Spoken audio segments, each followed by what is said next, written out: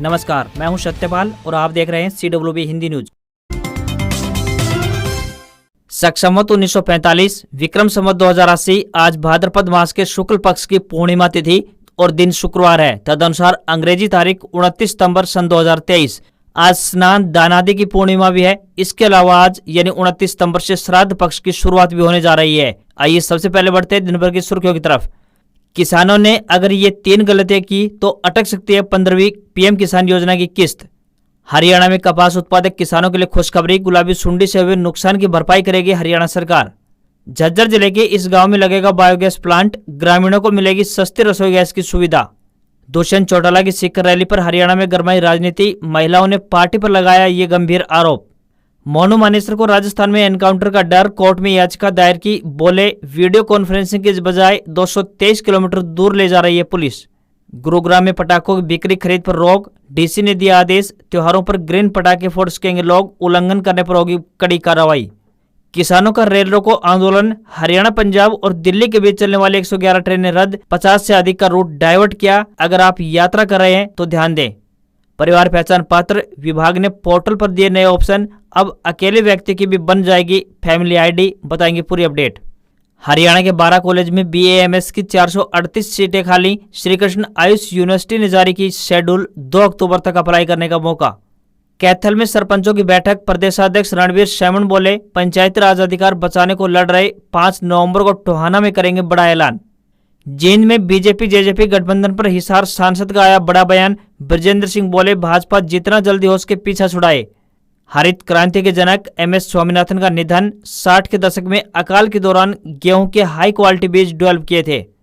और अंत में सरकारी नौकरी अपडेट, SBI PO भर्ती के लिए आवेदन की तारीख बढ़ी, अब 3 अक्टूबर तक करें अप्लाई, एग्जाम और इंटरव्यू से होगा सिलेक्शन। और अब खबरें विस्तार से।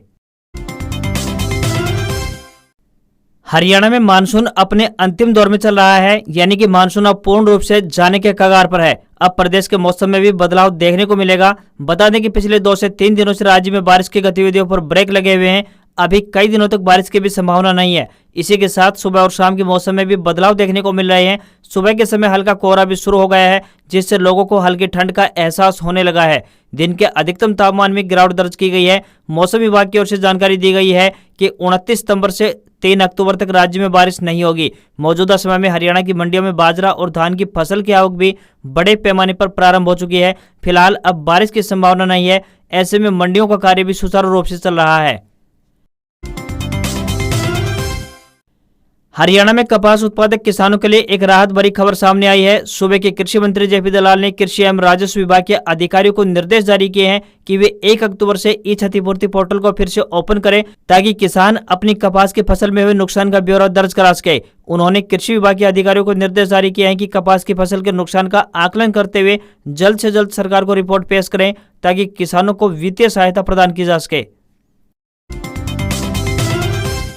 आज से पितृपक्ष शुरू होने जा रहे हैं। पितरों को प्रसन्न करने के लिए पितृपक्ष को काफी खास माना जाता है। हर बार पितृपक्ष का आरंभ भाद्रपद महीने की पूर्णिमा तिथि से हो जाता है। अब की बार पितृपक्ष 29 सितंबर से शुरू हो रहे हैं, जो कि 14 अक्टूबर तक जारी रहेंगे। पूर्णिमा के दिन उनका श्राद्ध किया जाता है। पितृपक्ष के दौरान जल और तिल से तर्पण करने का भी विशेष महत्व बताया गया है। जन्म से लेकर मोक्ष तक जो साथ दे वह केवल जल ही है। तिलों को देवान्य कहा गया है, इसी से पितरों को तृप्ति भी मिलती है। मान्यता के अनुसार श्राद्ध केवल 3 पीढ़ियों तक का ही होता है। धर्मशास्त्र में भी इस बारे में विस्तार से जानकारी दी गई है।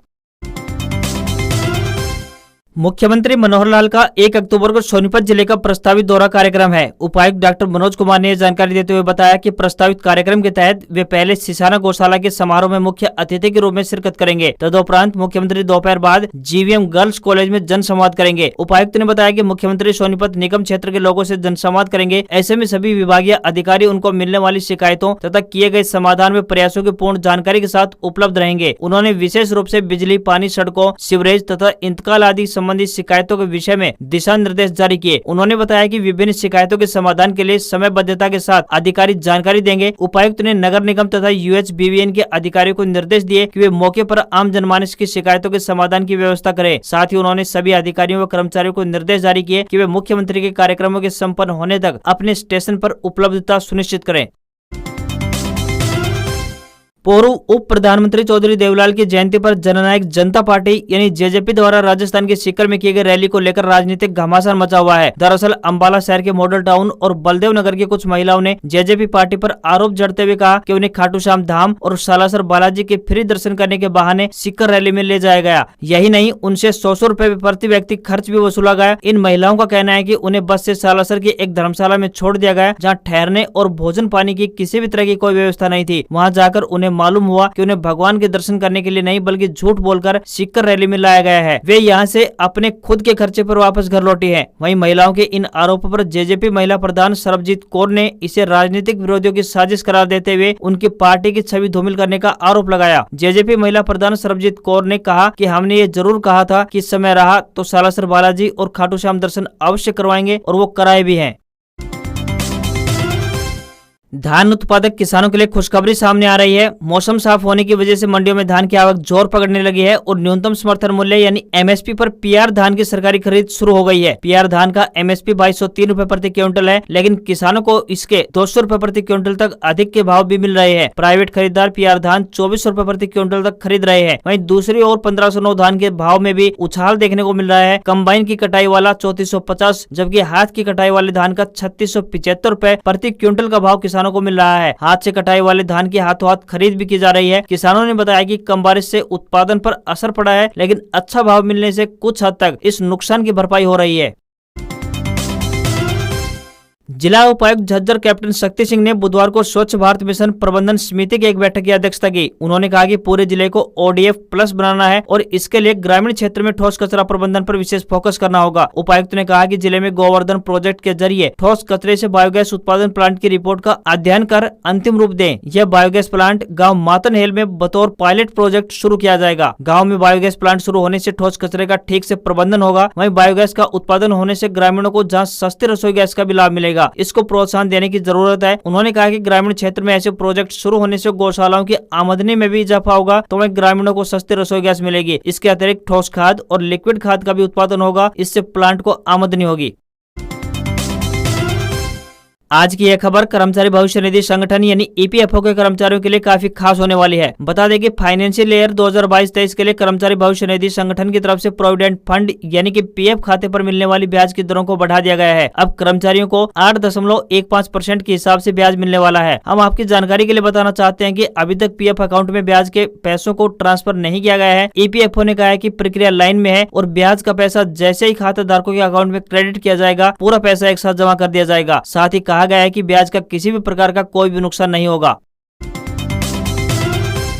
प्रधानमंत्री किसान सम्मान निधि योजना के तहत मिलने वाली किस्त छोटी सी गलती से फंस सकती है। इस योजना के तहत पात्र किसानों को सालाना 6000 रुपए दिए जाते हैं और यह पैसा 2000 रुपए की 3 अलग अलग किस्तों में दिया जाता है। इन सब के बीच कुछ ऐसी गलतियां भी हैं जो अगर किसान करते हैं तो उन्हें मिलने वाली किस्त फंस सकती है। जो नए किसान इस योजना से जुड़ना चाहते हैं उनके लिए भी आवेदन प्रक्रिया जारी है, यानी पात्र किसान फार्म भरकर योजना से जुड़ सकते हैं। लेकिन यहाँ आपको ध्यान देना होगा कि फार्म में नाम, लिंग, आधार नंबर, पता और अन्य कोई भी गलत जानकारी न दें, वरना आपका पैसा फंस सकता है। अगर आपका खाता नंबर या कोई अन्य जानकारी गलत है तो आप किस्त का लाभ से वंचित हो सकते हैं। अगर आप EKYC भी नहीं कराते हैं तो आप किस्त के लाभ से वंचित हो सकते हैं। अपने नजदीकी CSC सेंटर पर जाकर ये सब काम करवा सकते हैं या फिर बैंक में जाकर भी करवा सकते हैं। हरियाणा में एक कहावत बेहद मशहूर है, जिसके घर काली उसके रोज दिवाली। यहाँ काली से मतलब भैंसों से है। यहाँ प्रदेश में कोई भी एक नहीं बल्कि सैकड़ों की संख्या में अच्छी नस्ल की मुर्रा भैंसे हैं जो अपनी अलग पहचान की वजह से सुर्खियों में बनी रहती हैं। यहाँ किसान अच्छी नस्ल के मुर्रा भैंस पालने में विश्वास रखता है, जिसकी कीमत लग्जरी गाड़ियों से भी कहीं ज्यादा होती है। इसी कड़ी में भिवानी जिले के गाँव जोई निवासी किसान संजय के पास मुर्रा नस्ल की एक बेहद ही खूबसूरत भैंस है, जिसको वो प्यार से धर्मा कहकर बुलाते हैं। धर्मा की उम्र महज 3 वर्ष है और वह अपने पहले ब्याह में 15 किलो से अधिक दूध दे रही है। किसान संजय ने बताया कि उसकी भैंस धर्मा की 46 लाख रुपए कीमत लग चुकी है। उन्होंने बताया कि वह इसे 61 लाख रुपए से कम में नहीं बेचना चाहेंगे। वहीं धर्मा की खुराक की बात करें तो यह बढ़िया हरा चारा, खल, बिनोले व सर्दियों में रोजाना 40 किलो गाजर खाती है। राजस्थान के नासिर जुनैद हत्याकांड के प्रमुख आरोपी मोनू मानेसर को राजस्थान पुलिस से एनकाउंटर का डर है। अपनी सुरक्षा को लेकर मोनू ने राजस्थान की कामा कोर्ट में एक याचिका दायर की है। याचिका में कथित तौर पर कोर्ट की मंजूरी के बिना उसे अजमेर के हाई सिक्योरिटी जेल में ट्रांसफर किए जाने पर पुलिस की मंशा पर सवाल उठाए हैं। अजमेर से कामा की दूरी की बात करें तो 223 किलोमीटर पड़ती है। इस दूरी को तय करने में 3 घंटे से अधिक का समय लगता है। मोनू के वकील ने दावा किया है कि मोनू वीडियो कॉन्फ्रेंसिंग के जरिए कोर्ट में पेश हो रहा था, लेकिन अब उसे सड़क पर ले जाना उसकी जान को खतरा है। कोर्ट ने मोनू की जमानत पर सुनवाई के लिए 30 सितंबर की डेट तय की है। मोनू को इस दिन सड़क के रास्ते ही सुनवाई के लिए राजस्थान पुलिस अजमेर से कामा की कोर्ट लेकर आएगी। बता दें कि नासिर जुनैद हत्याकांड के आरोप में भरतपुर जेल में बंद मोनू मानेसर को अजमेर के हाई सिक्योरिटी जेल में 22 सितंबर को शिफ्ट किया गया। हालांकि मोनू के प्रोडक्शन वारंट पर अब 7 अक्टूबर को कोई फैसला होगा।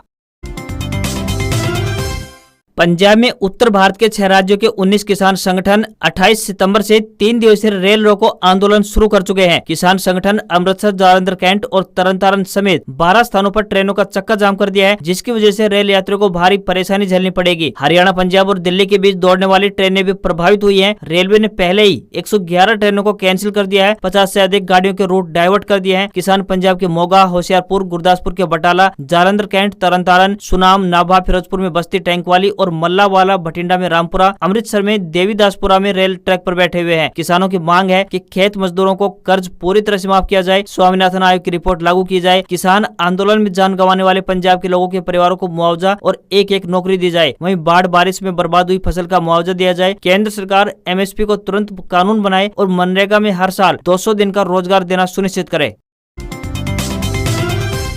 हरियाणा के नारनौल में गणेश विसर्जन धूमधाम से किया गया। इस मौके पर छोटा बड़ा तालाब और शोभा सागर में हजारों की संख्या में लोगों ने भगवान गणेश का विसर्जन कर मंगल कामना की। गणेश विसर्जन के चलते शहर में दोपहर बाद से लेकर शाम तक गणपति बप्पा मोरया के जयकारों से गूंज चारों तरफ सुनाई दी। गणेश चतुर्थी पर भगवान गणेश की स्थापना के बाद शहर के विभिन्न पंडाल व घरों में विराजमान गणेश जी का विसर्जन किया गया। गणेश विसर्जन के चलते शहर के अनेक मार्गों पर जाम जैसी स्थिति बनी रही, क्योंकि काफी संख्या में शोभा यात्रा निकाली थी, जिसके कारण शहर के किला रोड, बहरोड रोड, नई सराय, पुरानी सराय व बाजारों में जाम जैसी स्थिति बनी रही।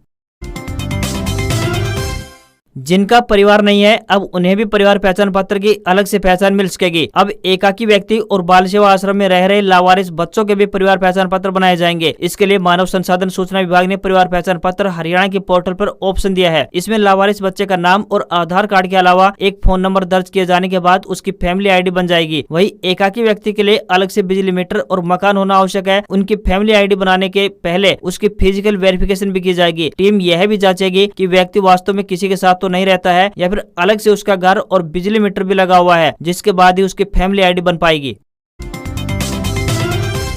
अब सस्ते दरों में घर ला सकते हैं आप सोना व चांदी। दरअसल दोनों ही धातुओं की कीमतें लगातार कम होती जा रही हैं। ऐसे में अगर आप सोने चांदी के जेवर बनाने के विचार में हैं, तो यह आपके लिए सुनहरा अवसर हो सकता है। 22 कैरेट सोने की कीमत 53,148 रुपए प्रति 10 ग्राम पर है, तो वहीं 24 कैरेट शुद्धता वाले सोने की कीमत 57,980 रुपए पर पहुंच गई है। इसी के साथ ही चांदी के दाम 17,640 रुपए प्रति किलोग्राम के स्तर पर पहुंच गए हैं। अगर बात करें राजधानी दिल्ली की, तो यहाँ 4 दिनों से हो रही गिरावट के बाद सोना 22 कैरेट 52,956 रुपए प्रति 10 ग्राम के स्तर पर पहुंच गया है। वहीं $1 का रेट 83 रुपए 12 पैसे के स्तर पर पहुंच गया है। आज खबरों बस इतना ही। देखते रहिए आपका अपना हरियाणा का सबसे बेहतरीन news channel CWB Hindi news. नमस्कार, आपका दिन शुभ रहे।